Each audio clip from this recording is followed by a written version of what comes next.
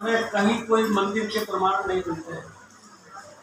आर्यों का जो मुख्य धार्मिक कार्य था वो था यज्ञ करना और यज्ञ के दौरान मंत्रोच्चार करना। किसी भी तरह से मंदिर मूर्ति पूजा ऐसा कोई प्रचलन नहीं। यज्ञ करना और मंत्रों का जाप करना। गुप्त काल आया। गुप्त काल में आते आते जो है भारत में मंदिरों के निर्माण की शुरुआत हुई। झांसी देवगढ़ उत्तर प्रदेश में है। यहाँ दशावतार मंदिर है जो कि भारत में बना पहला मंदिर माना जाता है। गुप्त राजाओं ने मंदिरों की शुरुआत की थी और इन्होंने जो है मंदिरों की एक विशेष शैली शुरू की थी जिसका नाम क्या है? नागर शैली। मंदिरों के निर्माण की एक विशेष शैली नागर शैली। राजस्थान के 99.9% मंदिर कौन सी शैली बने हुए हैं? नागर शैली। ये हमें ध्यान रखना अच्छी तरह से। हमारे यहाँ मंदिरों में कौन सी शैली मिलती है? नागर शैली। जबकि हम दक्षिण भारत में जाएंगे तो मंदिरों में हमें कौन सी शैली मिलेगी? द्रविड़ शैली। दक्षिण भारत के मंदिरों में जाएंगे तो द्रविड़ शैली मिलेगी। राजस्थान में द्रविड़ शैली का केवल एक ही मंदिर है और वो पुष्कर में रंगनाथ टेम्पल जो मैंने पढ़ा पहले। बाकी यहाँ जो है 99% मंदिर नागर शैली के बने। राजस्थान में मंदिरों की शुरुआत जो है वो प्रतिहार वंश के राजाओं ने की। राजस्थान में मंदिर बनाने किसने शुरू किए थे? प्रतिहार वंश के। और इन्होंने जो है नागर शैली का एक नया रूप या उपरूप विकसित किया जिसका नाम क्या है? महामानव शैली।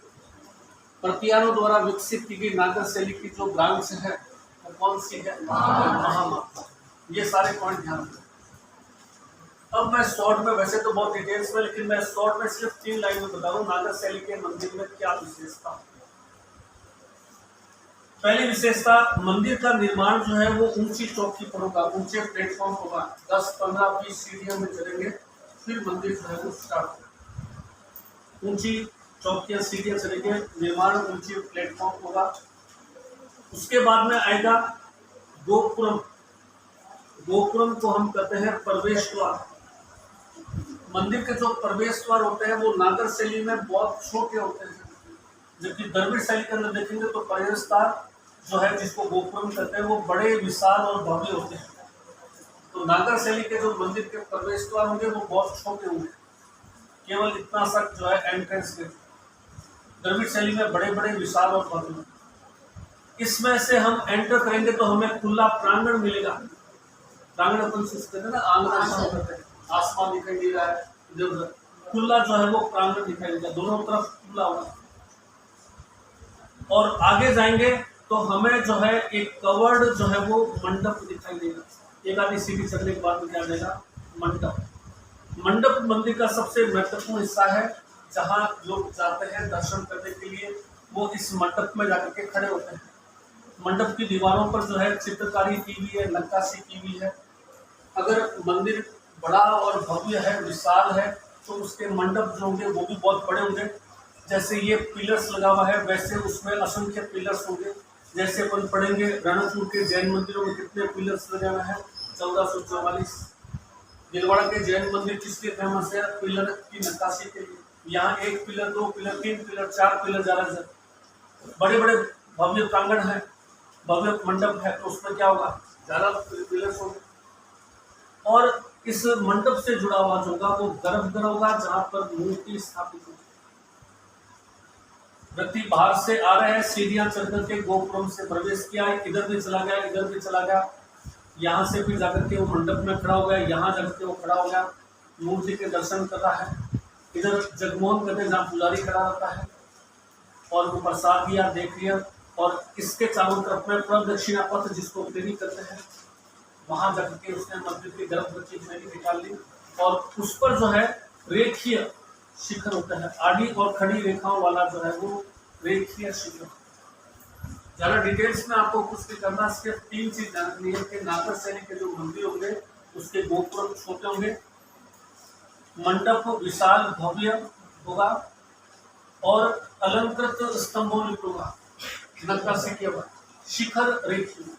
3 विशेषताएं जो है नागर शैली की। जबकि द्रविड़ शैली में शिखर पिरामिड की आकृति का मंडप वहाँ पर भी भव्य होगा, लेकिन वहाँ पर जो गोपुरम है वो बहुत बड़े बड़े और विशाल होंगे। प्रवेश द्वार एंट्रेंस गेट अपने दरवाजा जो होता है ना घर का, तो उन्होंने क्या है, दरवाजे को बहुत बड़ा, सिटी में कई सारी बिल्डिंग है ना पिलोर बनी हुई है, और उसके बाद में भी गैलरी टाइप आ जाती है, बाद में फिर आंगन आता है, तो इस तरह से मतलब ये जो है वो द्रविड़ शैली की विशेषता।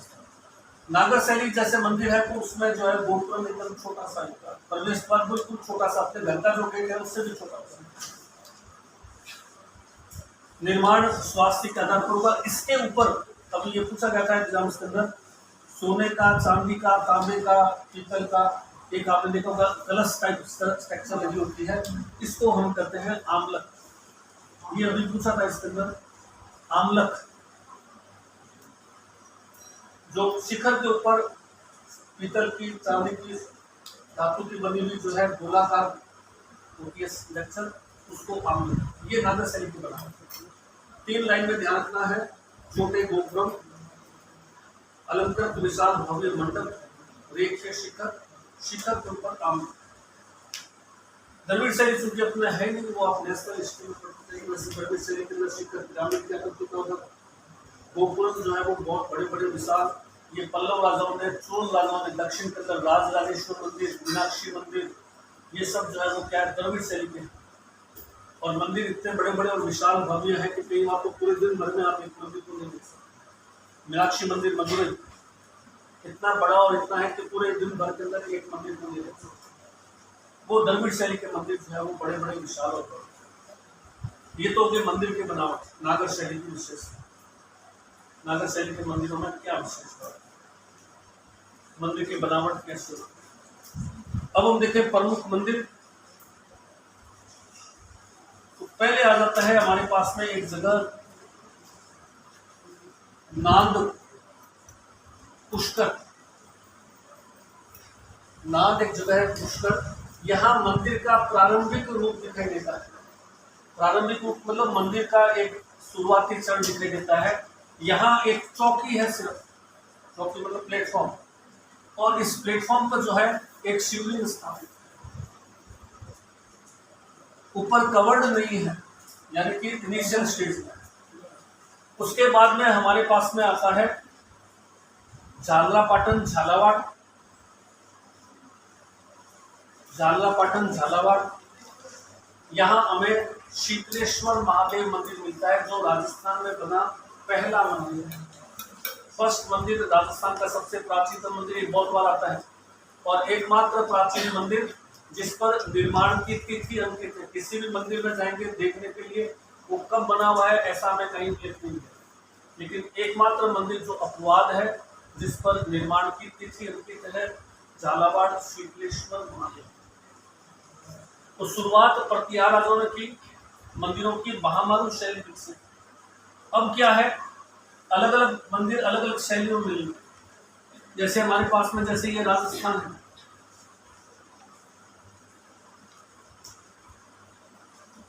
इधर क्या है, गुजरात है, इधर गुजरात है। गुजरात में कौन से राजा थे, सोलंकी। राजस्थान में कौन से राजा थे, प्रतिहार। प्रतिहारों द्वारा बनाया गया सबसे फेमस मंदिर जो है, या पहला मंदिर ओशिया का मंदिर आपने पढ़ाई है, जोधपुर राजस्थान का भुवनेश्वर कहलाता है, बहुत फेमस जगह है, प्रतिहारों का फर्स्ट टेम्पल है। इसी तरह से सोलंकी जो गुजरात के हैं, उनका मंदिर जो हमें उस शैली के अंदर मंदिर मिलेगा। इनकी शैली कौन सी है, महामारू, और इनकी शैली कहलाती है सोलंकी शैली। ये कौन से मंदिर मिलेगी, ये हमें मिलेगी देलवाड़ा की जैन, माउंट आबू शिव। देलवाड़ा के जैन मंदिरों का निर्माण किसने किया, विमल शाह ने करवाया। विमल शाह कहाँ से आया, आपने पढ़ा है इतिहास सारा, पढ़ा है ना। विमल शाह गुजरात से आया, गुजरात का व्यापारी था, मंत्री था, जो आया था। तो विमल राजस्थान में सोलंकी शैली में बना मंदिर कौन से, कुछ अलग से बहुत बार पूछते हैं। तो एक ही मंदिर जो फेमस है और वो है देलवाड़ा। देलवाड़ा के मंदिर माउंट आबू, जो विमल शाह ने करवाया था, जो गुजरात से आया था 1031 में। फिर 2 भाई आए, वास्तुपाल देशपाल, वो भी गुजरात से आए, उन्होंने इसको फिर आगे एक्सटेंशन किया। तो सोलंकी शैली होगी हमारे पास में। ऊपर तो शैली हमारे कौन से पास आ रही है, नागर शैली। नागर शैली का एक रूप हमारे पास में कौन सा आया? महामानव शैली। नागर शैली का एक रूप कौन सा आया? महामानव। नागर शैली का दूसरा रूप क्या आया? सोलंकी शैली।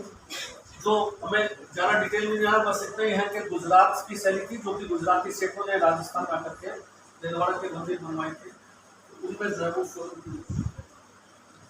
एक हमारे पास में और आती है, और वो आती है चौमुखा व पंचायतन से। चौमुखा व पंचायतन से इसमें क्या होगा? किसी मंदिर में हम जाए, जैसे ये मान लीजिए ये प्लेटफॉर्म है, ये प्रांगण है, उसके अंदर चढ़े और चढ़ने के बाद में हमें प्रांगण दिखाई दिया, तो प्रांगण के अंदर एक मुख्य मंदिर,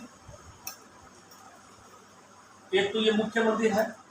अब जनरली मंदिर का जो गर्भगृह होता है वो कवर्ड होता है चारों तरफ से, लेकिन यहाँ गर्भगृह के 4 कपाट होंगे, और मान लीजिए शिवलिंग है तो चौमुखा शिवलिंग होगा।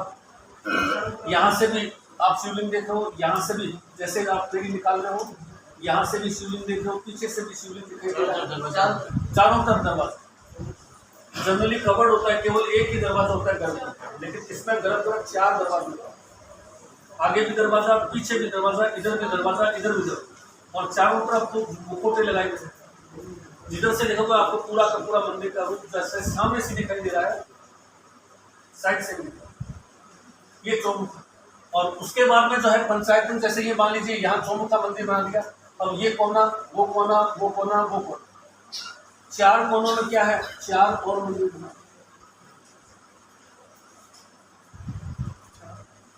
एक मुख्य मंदिर, 4 अन्य छोटे मंदिर, कितने मंदिर हो गए? 5 पंचायतन से। इसका एग्जाम्पल पूछते हैं, एक जो एग्जाम्पल फेमस है रणकपुर मंदिर, रणकपुर के मंदिरों में है। एक दो और फेमस मंदिर है इसके। पंचायतन के अंदर जैसे आप अंदर गए, ये मुख्य मंदिर है। इस मुख्य मंदिर में जो है आपको ये जैसे चारों तरफ दरवाजे दिखाई दे रहे हैं, कहीं से भी देख सकते हो। उसके बाद में इधर गए तो इधर एक अन्य मंदिर, इधर मान लीजिए गणेश मंदिर, इधर विष्णु मंदिर, इधर अन्य एक मंदिर, इधर एक अन्य मंदिर, एक मंदिर और 4 मंदिर, और यानी एक ही प्लेटफॉर्म पर कितने मंदिर है? तो 5। इसको क्या कह रहे हैं? पंचायतन। और मुख्य मंदिर क्या है? 4 मुंह वाला है, तो क्या होगा? चौमुखा। चौमुखा और पंचायतन जो है ये एक शैली है जो कि काफी प्रचलित है राजस्थान में। इसी तरह से भूमि शैली के भी मंदिर, तो ये मंदिरों का विकास का इतिहास। झालावाड़ का शीतलेश्वर महादेव मंदिर पहला मंदिर।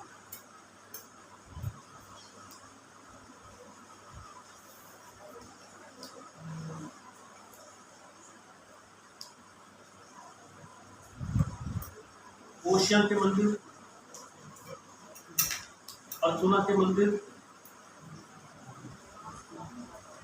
आभानेरी के मंदिर,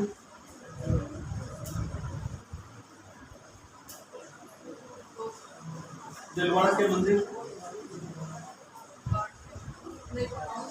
रणकपुर के मंदिर,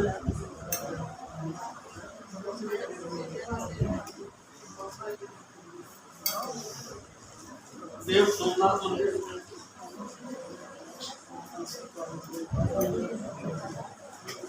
ऐसे कम से कम हमें जो है 40-50 के आसपास एटलीस्ट। ओशिया वहाँ पे है,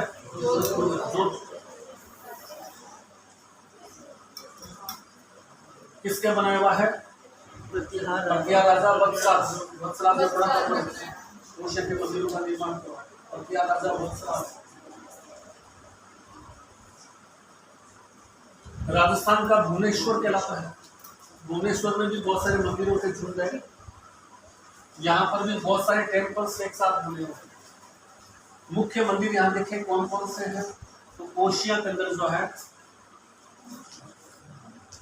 मुख्य मंदिर जो है सचियाय माता मंदिर, ये बहुत बार पूछा जाता है। जैन महावीर मंदिर है, जैन महावीर मंदिर है, सचियाय माता मंदिर है। ओशिया का सूर्य मंदिर फेमस है, हरिहर मंदिर फेमस है। कई सारे मंदिरों के झुंड है। राजस्थान का भुवनेश्वर कहलाता है, प्रतिहार राजाओं ने बनवाया था।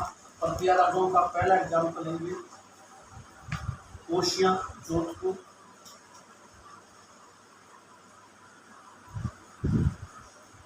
अर्थुना के मंदिर मानसवाड़। अर्थुना किसकी राजधानी थी? परमार राजाओं की राजधानी। यहाँ के मंदिर किसके बनाए हुए हैं? पुराने जमाने में क्या था, लाइट नहीं हुआ करती थी, तो अर्थुना के जो मंदिर है उस मंदिर के अंदर जो पिलर्स है, जैसे ये पिलर्स, अब इस पिलर्स के अंदर ही जो है गैंची और छिड़ी को लेकर के, और इस पिलर के अंदर ही जो है छोटे छोटे छेद कर दीपक का रूप दे दिया।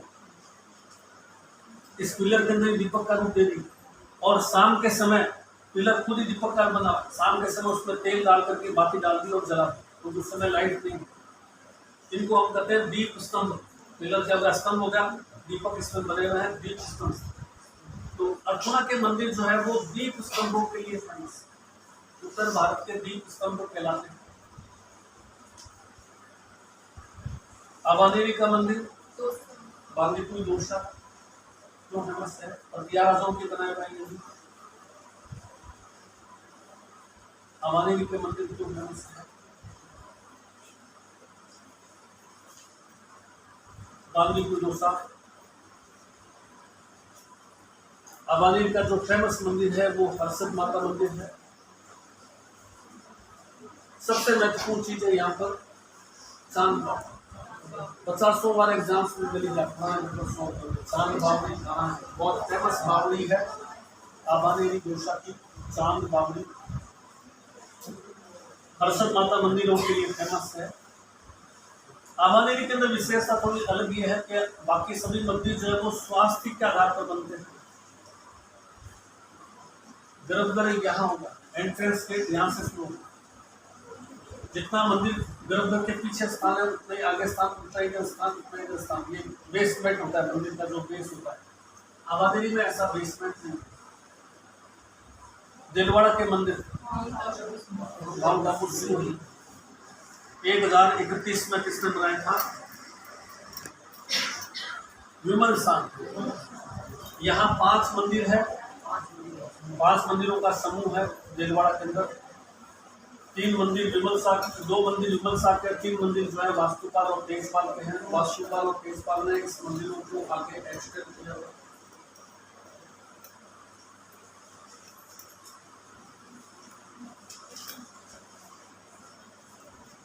अलंकृत स्तंभों के लिए चर्चित है।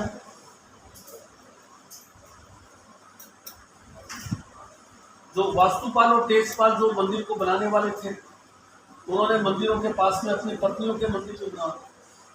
वो मंदिर किस नाम से जाने लगे? देवरानी जेठानी मंदिर। देवरानी जेठानी मंदिर। उन्होंने अपनी पत्नियों को भी मंदिर में बैठा दिया, वास्तुपाल और तेजपाल। रणकपुर के जैन मंदिर पाली किसके बनाए हुए हैं? राणा कुंभा ने मंदिरों के निर्माण में सहयोग दिया। मंदिर बनाने वाला जो था वो था धरणशाह, और इस मंदिरों का शिल्पी जो था वो था दीपाक। मंदिर बनाने वाला जो कारीगर इंजीनियर था उसका नाम था दीपाक। विमल शाह, धरणशाह ने इसको बनाया। राणा कुंभा ने भी मंदिरों के निर्माण के लिए आर्थिक सहयोग दिया। बड़े विशाल भव्य मंदिर है। 1444 अलंकृत स्तंभ है, और स्तंभ की खासियत है कि जैसे मान लीजिए ये मूर्ति है, ये स्तंभ, ये स्तंभ, ये स्तंभ, ये स्तंभ, मंदिर के किसी भी कोने से मूर्ति देखे तो कोई स्तंभ जो है वो बाधा उत्पन्न नहीं है। ये इसकी वास्तुशिल्प की विशेषता है। स्तंभ मूर्ति को देखने में कहीं पर भी बाधा नहीं करता। अलंकृत स्तंभों के लिए फेमस है। त्रिभुवन विहार के नाम से जाना जाता है। दिलवाड़ा के मंदिरों में के बारे में कर्नल टॉड ये करते हैं कि भारत में कोई देखने लायक सबसे बढ़िया चीज है तो वो है ताजमहल। ताजमहल देखने के लिए वास्तुकला में, लेकिन हम ताजमहल के बाद में सेकंड रैंक किसको देना चाहेंगे? कर्नल टॉड कहते हैं कि ताजमहल के बाद में अगर देश में वास्तुशिल्प का सबसे बेस्ट एग्जाम्पल है तो वो दिलवाड़ा है। और रणकपुर के मंदिरों को त्रिभुवन विहार यानी 3 लोक का भ्रमण, तीनों लोक की यात्रा, यमलोक, धरतीलोक, पाताल लोक, तीनों लोक की यात्रा का भ्रमण धर्मशाला ने करवाया। देव सोमनाथ टेम्पल डूंगरपुर में, कहाँ पे है? डूंगरपुर। डूंगरपुर के पत्थर आते हैं, विशेषकर पारीला पत्थरों से बने हुए हैं। देव सोमनाथ राजस्थान का सबसे प्राचीन जो है प्राचीन शिवलिंग है। क्या नाम है?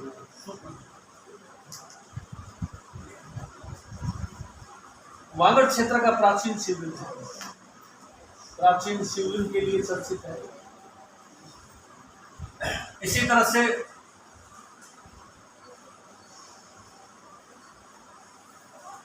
किराणु के मंदिर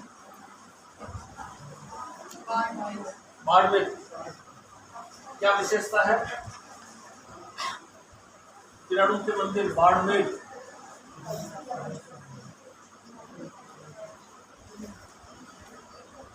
राजस्थान के खजुराहो कहलाते हैं।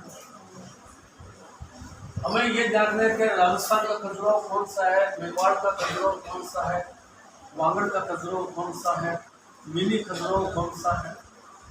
राजस्थान के खजुराहो टेम्पल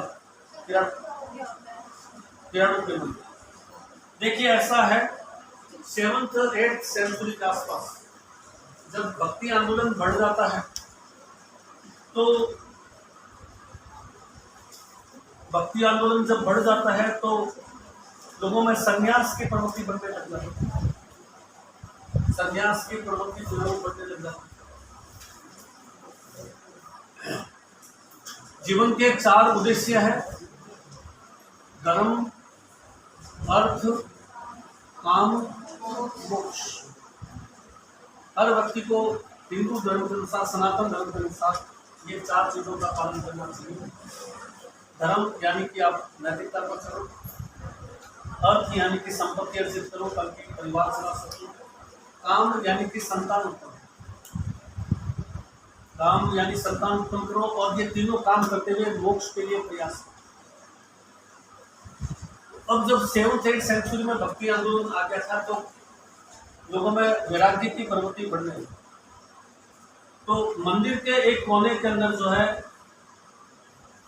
काम कला से संबंधित मूर्तियां जो है वो बनाई जाती हैं। काम कला से संबंधित मूर्तियां मतलब संभोगरत मूर्तियां, सेक्स करते हुए मूर्तियां। इसका उद्देश्य ये था कि व्यक्ति जो है अपने काम के उद्देश्य को भी भूले।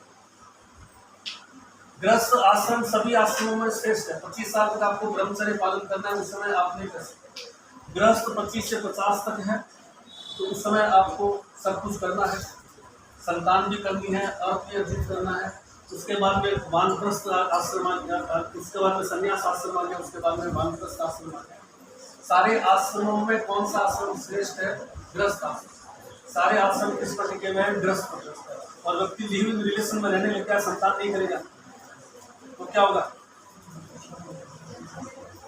आजकल क्या सिस्टम, लिविंग रिलेशन से संतान, लिविंग रिलेशन में संतान जन्म होती है,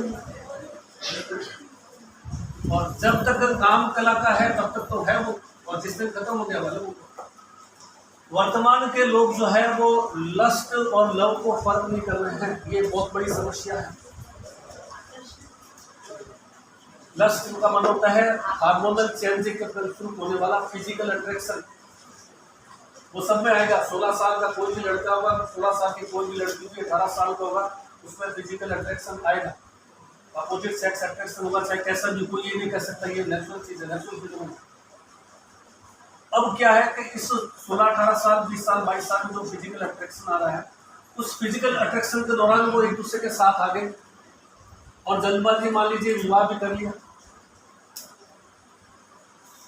तो फिजिकल अट्रैक्शन से साथ आए, उन्होंने विवाह किया। अब न तो उनके अंदर आपस में कोई प्रेम है, बस एक फिजिकल अट्रैक्शन था।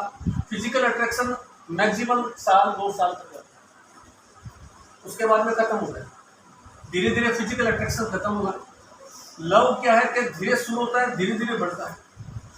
तो लव तो है नहीं, लव तो उसमें फिजिकल अट्रैक्शन खत्म हो गया, प्रेम उसके अंदर था नहीं। तो अब क्या है कि जिसके साथ रह रहे थे उससे बिल्कुल भी अच्छी नहीं लगती, क्योंकि फिजिकल अट्रैक्शन है नहीं, प्रेम उससे था ही नहीं, तो अब क्या है, अलग होना।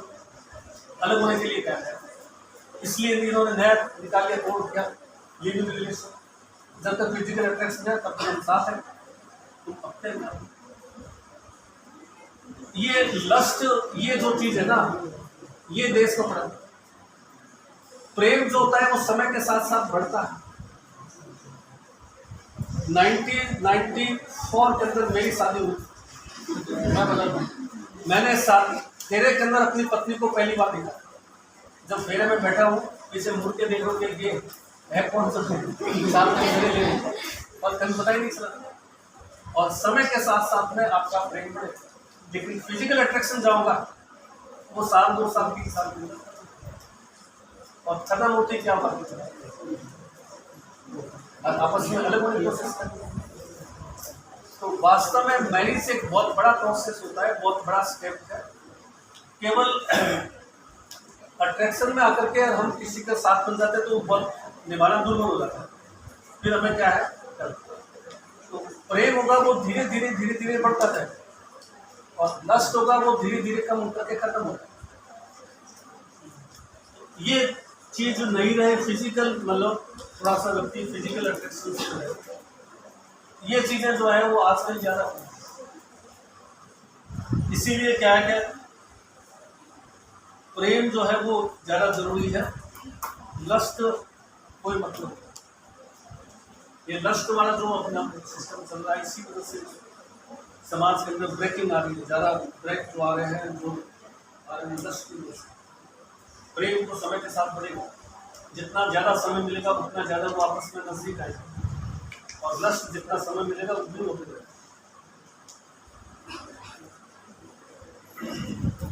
तो ये राजस्थान का खजुराहो के मंदिर जो है वो मध्य प्रदेश के छतरपुर जिले में है, जो मैथुन रत्न मूर्तियों के लिए फेमस है।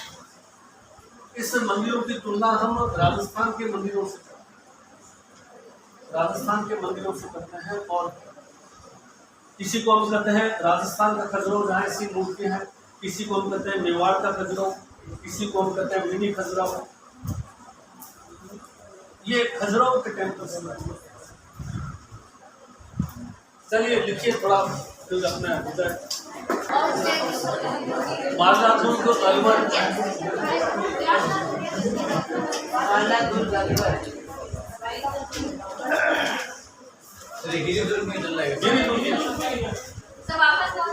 मालादुर्ग अलवर, बालादुर्ग अलवर, अशंखा मेवाती ने बनवाया था।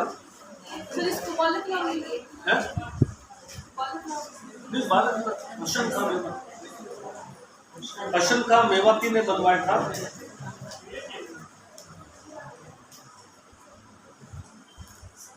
किले की दीवारों पर अनेक छिद्र है, किले की दीवारों पर अनेक छिद्र है,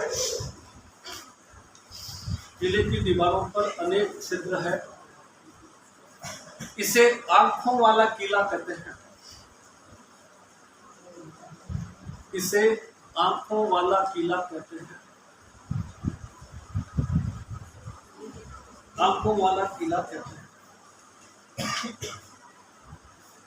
बनेड़ा दुर्ग भीलवाड़ा, नेक्स्ट बनेड़ा दुर्ग भीलवाड़ा, बनेड़ा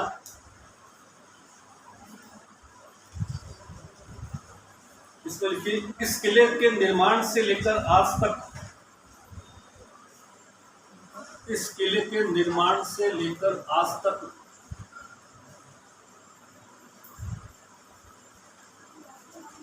स्वरूप में कोई परिवर्तन नहीं हुआ है।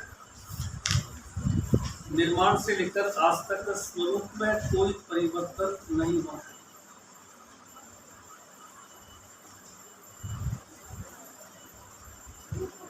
कोई परिवर्तन नहीं हुआ।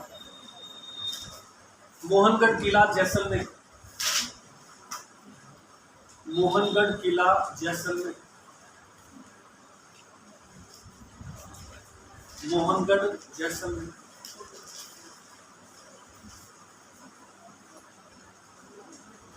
राजस्थान में बना अंतिम किला है,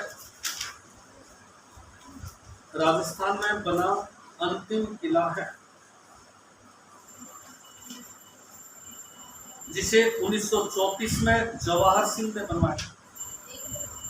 अंतिम किला है जिसे 1933-34 जवाहर सिंह ने बनवाया। 33।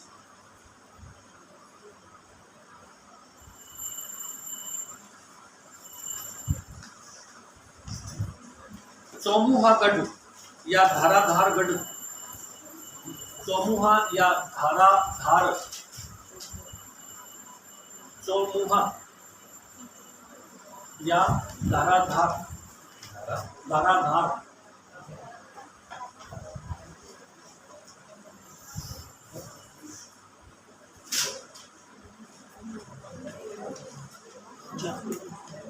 चौमुहागढ़ या धाराधारगढ़, चौमू जयपुर, चौमू जयपुर। ये बहुत बार पूछते हैं, इसकी एक ही विशेषता है, यह किला कमल की आकृति में बना हुआ है। किला जो है वो कमल की आकृति में बना हुआ है।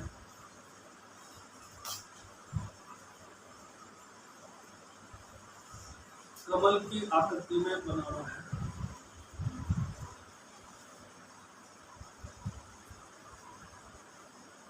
ताड़गढ़ अजमेर, ताड़गढ़ अजमेर, ताड़गढ़ अजमेर। इस किले में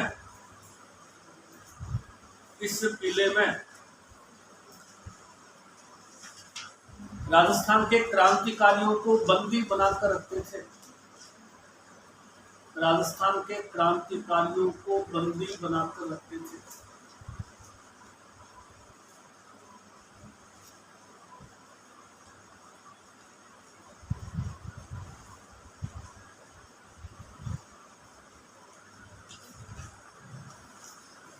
असीरगढ़ किला टोंक, असीरगढ़ किला टोंक। ताड़गढ़ को कहते हैं राजस्थान का सेल्युलर जेल। हाँ, ताड़गढ़ को सेल्युलर जेल, बंदी बनाना वो मतलब जेल के अंदर है। क्या है? असीरगढ़, हाँ असीरगढ़ टोंक, असीरगढ़ किला टोंक। निर्माण अमीर खां पिंडारी द्वारा करवाया गया था। निर्माण अमीर खां पिंडारी द्वारा करवाया गया था।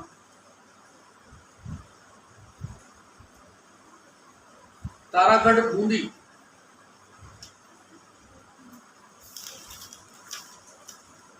तारागढ़ बूंदी।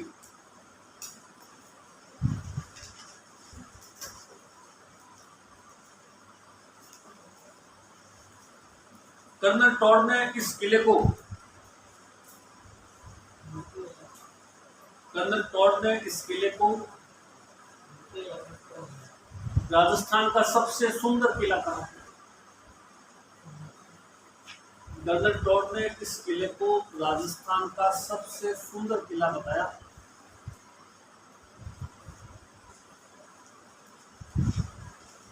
किले में फेमस तोप है, क्या नाम है? गर्भ गुंजन तोप। मैंने बताया था वो पानी में कूद जाते हैं। गर्भ गुंजन तोप के लिए चर्चित है। गर्भ गुंजन तोप के लिए चर्चित है। हाँ, गर्भ गुंजन, तेज आवाज करती है। गर्भ गुंजन तोप के लिए चर्चित है।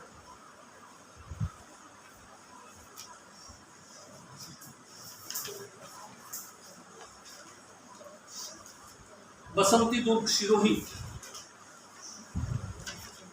बसंती दुर्ग सिरोही।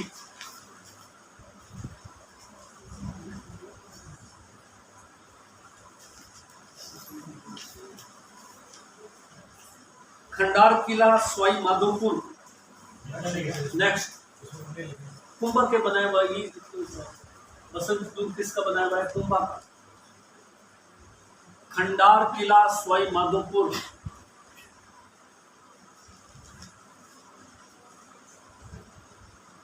खंडार किला सवाई माधोपुर। सुरजन हाडा ने इस किले को, सुरजन हाडा ने इस किले को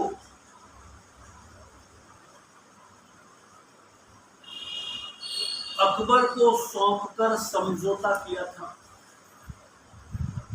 इस किले को अकबर को सौंपकर समझौता किया था।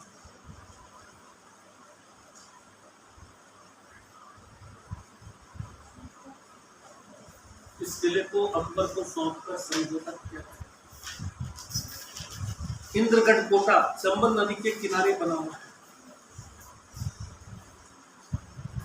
इंद्रगढ़ कोटा चंबल नदी के किनारे बना हुआ है।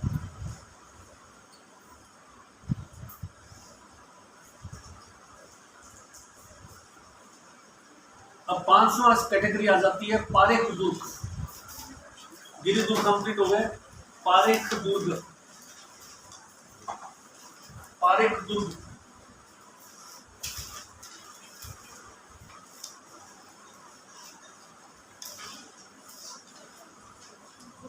पारेख पोखर, तालाब से पानी जिसको मिलता हो, खाई हो और खाई पानी से कर लीजिए। खाई जो पानी से बनी हो, खाई जो पानी से भरी हो। पारेख शब्द का मतलब है पोखर, पानी से भरी हुई खाई हो जिसमें, खाई हो पानी से भरी। इसमें एक ही किला है अपने पास में, लोहागढ़।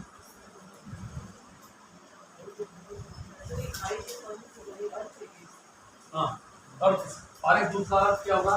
पोखर हो या पानी से भरी हुई खाई, या तो कोई तालाब हो जिसके थ्रू उसके अंदर बचाव है, या उसके चारों तरफ पानी की खाई, खाई के माध्यम से बचाव, पोखर के माध्यम से। लोहागढ़ कहाँ का किला है?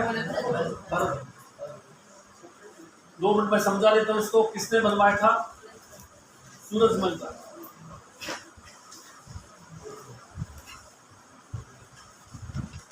किला पूर्णतः मिट्टी से बना हुआ है, पूर्ण रूप से मिट्टी से बना हुआ है।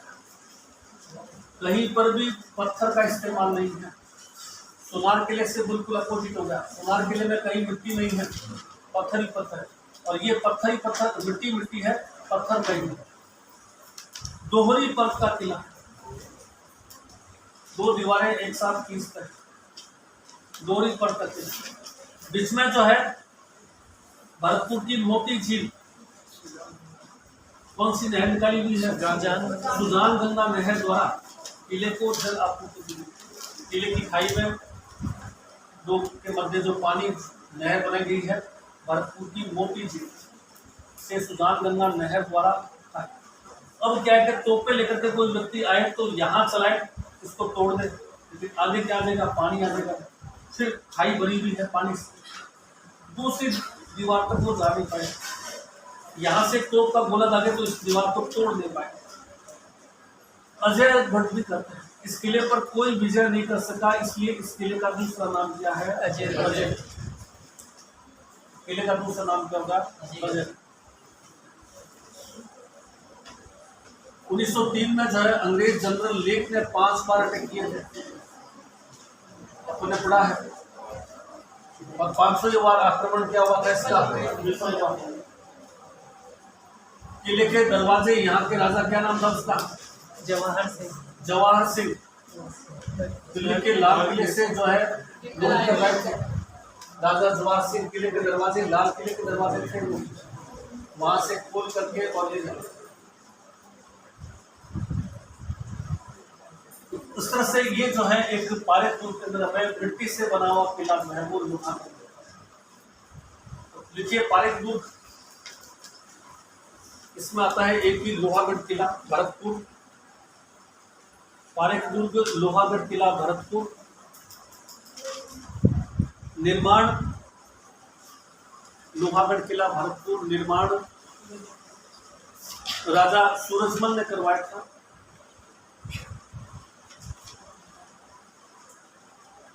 निर्माण राजा सूरजमल ने करवाया था।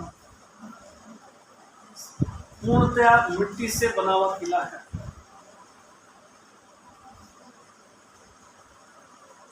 पूर्णतया मिट्टी से बना हुआ किला है।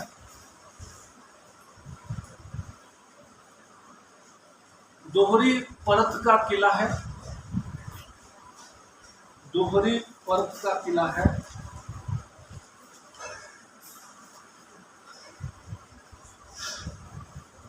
इस किले पर कोई विजय नहीं कर सका, इस किले पर कोई विजय नहीं कर सका, कोई विजय नहीं कर सका। इस कारण यह अजयगढ़ कहलाता है।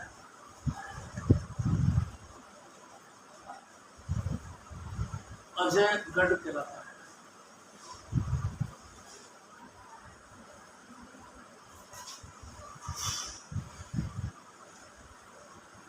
पैराग्राफ को चेंज करके लिखिए। किले के चारों तरफ जल की आपूर्ति, किले के चारों तरफ जल की आपूर्ति, जल की आपूर्ति। भरतपुर की मोती झील, भरतपुर की मोती झील, मोती झील से सुजान गंगा नहर निकालकर की गई है। सुजान गंगा नहर निकालकर की गई है।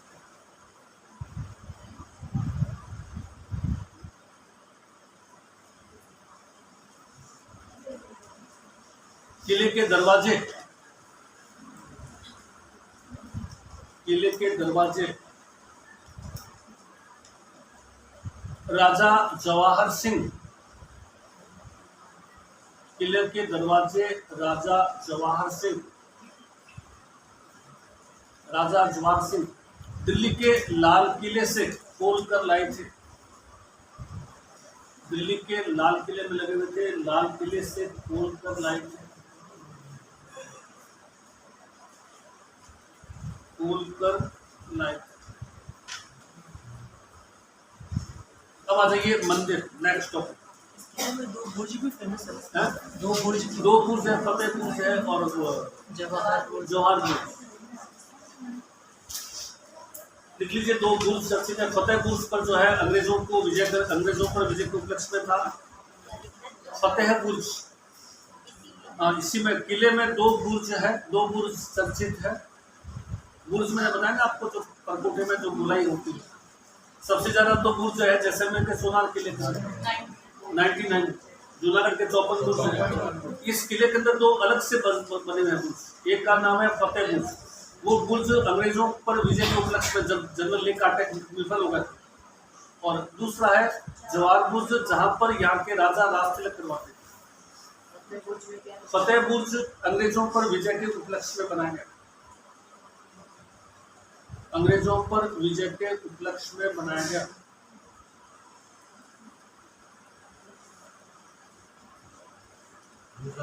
दूसरा जवाहर बुर्ज,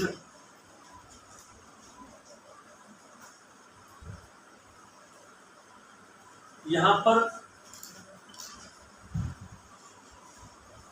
भरतपुर के राजाओं का राज तिलक होता था। भरतपुर के राजाओं का राज तिलक होता है।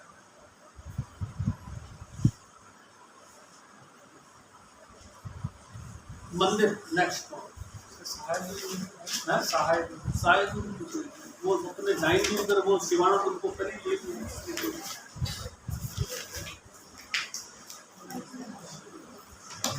मंदिर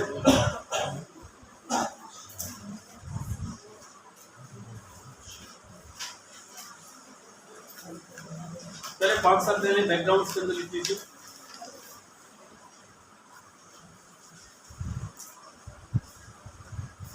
भारत में मंदिरों के निर्माण की शुरुआत गुप्त काल से हुई थी। भारत में मंदिरों के निर्माण की शुरुआत गुप्त काल से हुई थी।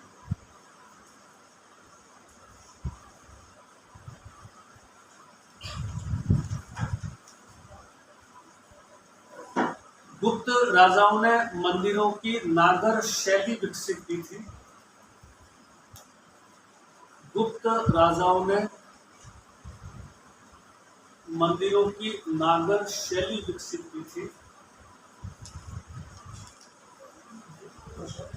मंदिरों की नागर शैली विकसित की थी। यह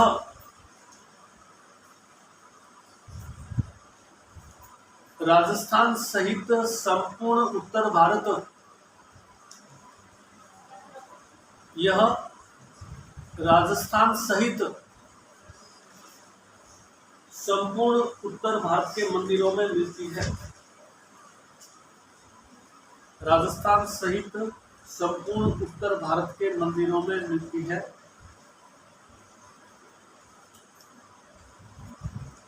इस शैली के मंदिर में, इस शैली के मंदिर में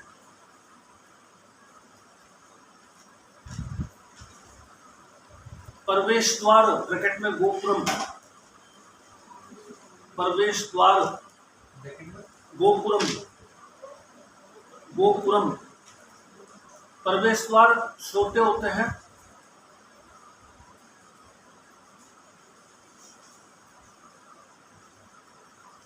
मंडप अलंकृत व भव्य होता है। मंडप अलंकृत व भव्य होता है। अलंकृत व भव्य होता है तथा स्तंभ युक्त होता है। पिलर्स लगे, अलंकृत और भव्य तथा स्तंभ, जैसे ये पिलर लगे वैसे पिलर्स लगे होंगे, स्तंभ युक्त होता है।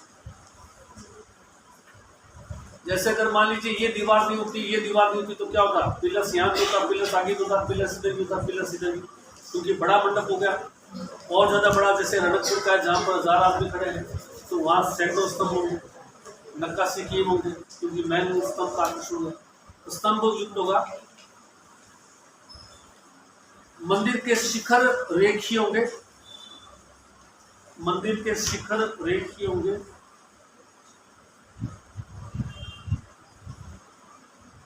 शिखर रेखीय होंगे और शीर्ष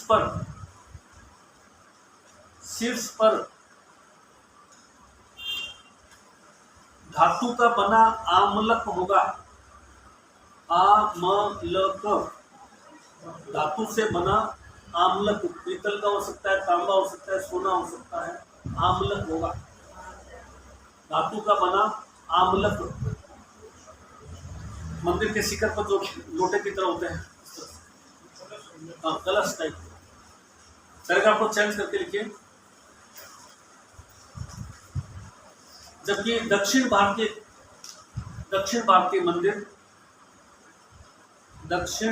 मंदिर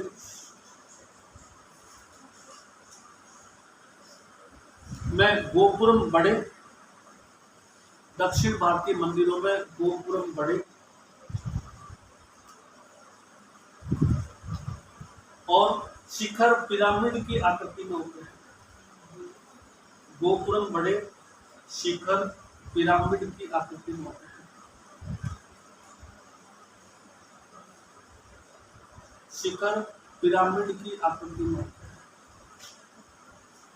राजस्थान में द्रविड़ शैली का केवल एक ही मंदिर है। नया तो 1-2 बन गए। द्रविड़ शैली का केवल एक ही मंदिर है। राजस्थान में द्रविड़ शैली का केवल एक ही मंदिर है।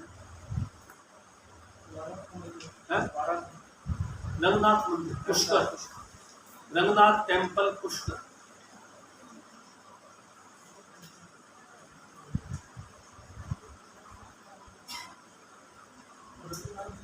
रंगनाथ टेम्पल पुष्कर। मैं आपको चेंज करके लिखिए।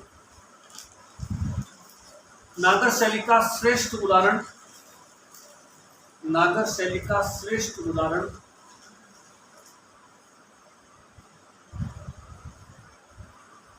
खजुराहो के मंदिर है।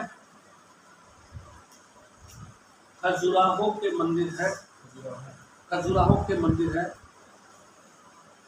जो मध्य प्रदेश के छतरपुर जिले में मिलते हैं।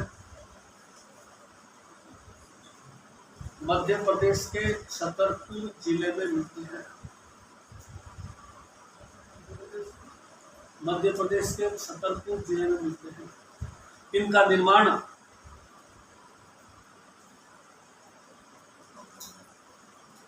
10वीं-11वीं शताब्दी में चंदेल वंश के राजाओं ने करवाया था। 10वीं-11वीं शताब्दी में इसका निर्माण 10वीं-11वीं शताब्दी में चंदेल वंश के राजाओं ने करवाया था।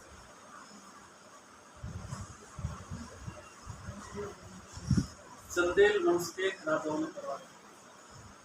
पैराग्राफ को चेंज करके लिखिए। चंदेल वंश के राजाओं का पैराग्राफ चेंज करके लिखिए। राजस्थान में मंदिरों की शुरुआत प्रतिहार वंश के राजाओं ने की थी। राजस्थान में मंदिरों की शुरुआत प्रतिहार वंश के राजाओं ने की थी।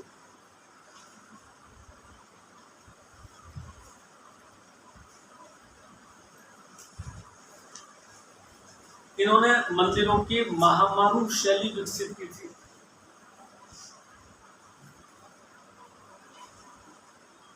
मंदिरों की महामारू, ये बहुत बार पूछा हुआ है। महामारू शैली इसके लिए मंदिरों की महामारू शैली विकसित की।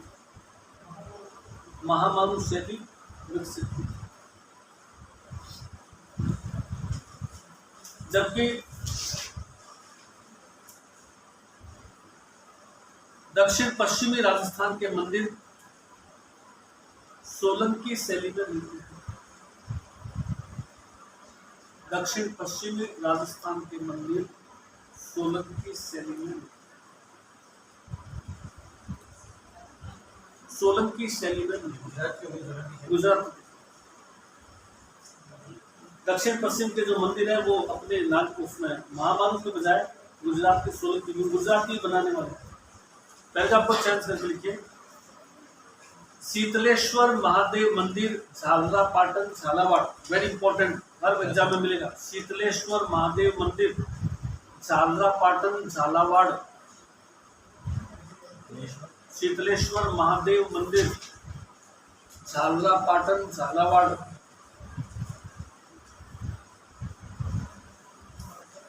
झालरापाटन झालावाड़ राजस्थान में बना पहला मंदिर है।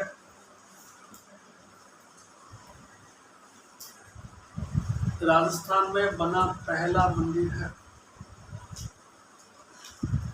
और एकमात्र प्राचीन मंदिर, एकमात्र प्राचीन मंदिर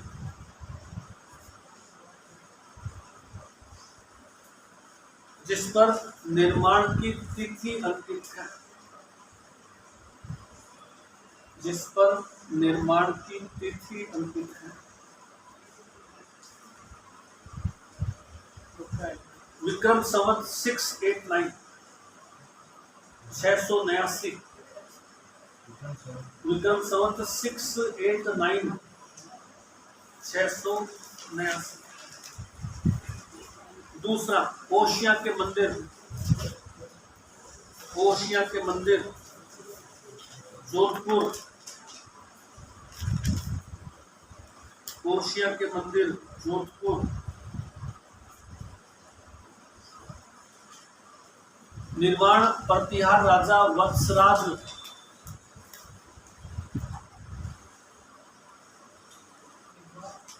निर्माण प्रतिहार राजा वत्सराज।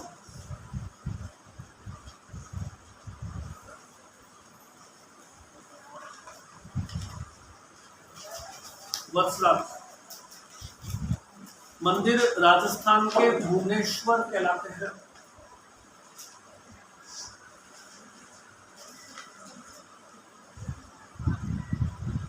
मंदिर राजस्थान के भुवनेश्वर कहलाते हैं।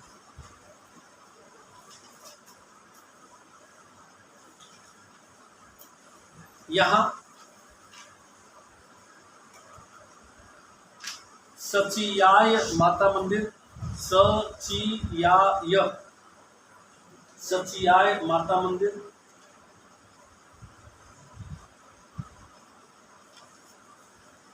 सूर्य मंदिर,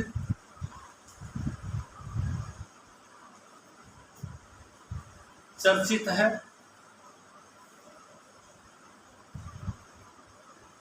जैन मंदिरों में महावीर मंदिर विख्यात है। जैन मंदिरों में महावीर मंदिर विख्यात है। महावीर मंदिर विख्यात है। किराणु के मंदिर बाड़मेर, किराणु के मंदिर बाड़मेर। बाड़मेर का एक बार पूछा था गांव, कौन सा गांव है जहां पर ये मंदिर बने हुए हैं? आत्मा, बाड़मेर आत्मा गांव, आत्मा गांव, बाड़मेर के आत्मा गांव। ये मंदिर राजस्थान के खजुराहो कहलाते हैं। राजस्थान के खजुराहो कहलाते हैं।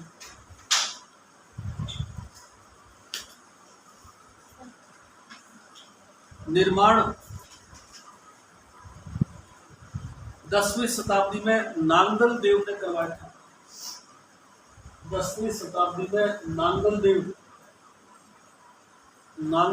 ने करवाया था। नांगल देव ने करवाया था। सोमेश्वर महादेव मंदिर चर्चित है। सोमेश्वर महादेव मंदिर चर्चित है।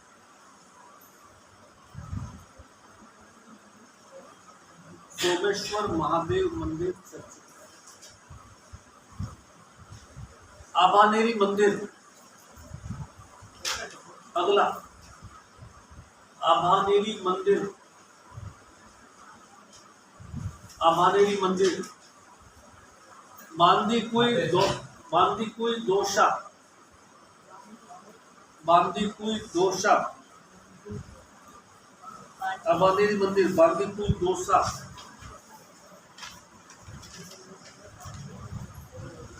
बांदीकुई दोषा।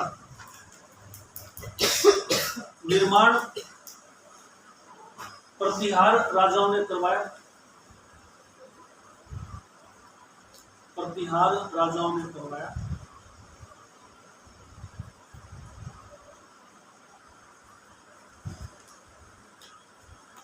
यहाँ हर्ष माता मंदिर विख्यात है। हर्ष माता मंदिर विख्यात है।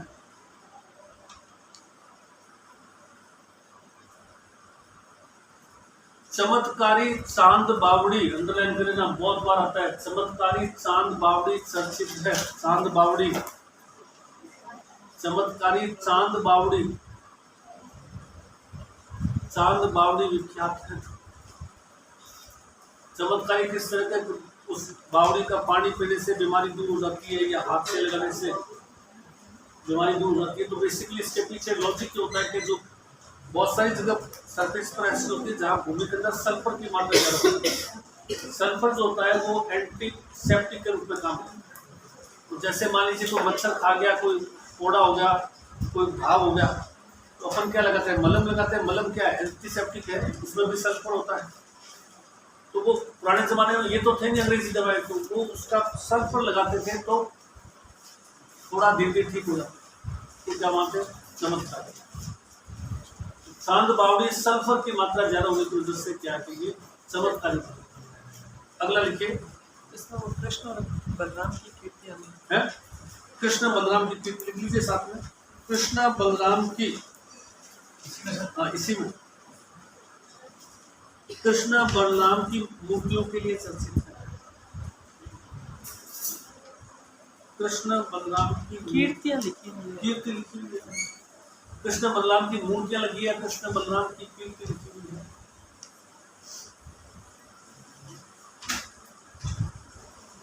अर्थुना के मंदिर, नेक्स्ट अर्थुना के मंदिर बांसवाड़ा। अर्थुना के मंदिर, अर्थुना अपने पहले आया हुआ है सारी चीजें। अर्थुना किस कहाँ आया था? परमाणु के अंदर, परमाणु की राजधानी हुआ करता था। अर्थुना के मंदिर बांसवाड़ा 10वीं शताब्दी के परमार राजाओं के मंदिर है। 10वीं शताब्दी के परमार राजाओं के मंदिर है।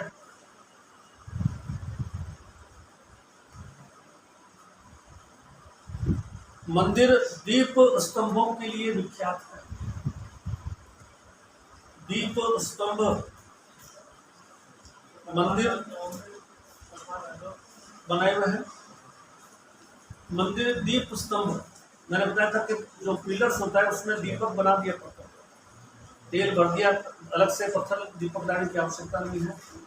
लाइट थी नहीं, शाम के समय आरती के समय दीपक के अंदर तेल डाल दिया, सारे दीपक जला दिए तो मंदिर क्या होगा, जगमग करने लगा। दीप स्तंभों के लिए सब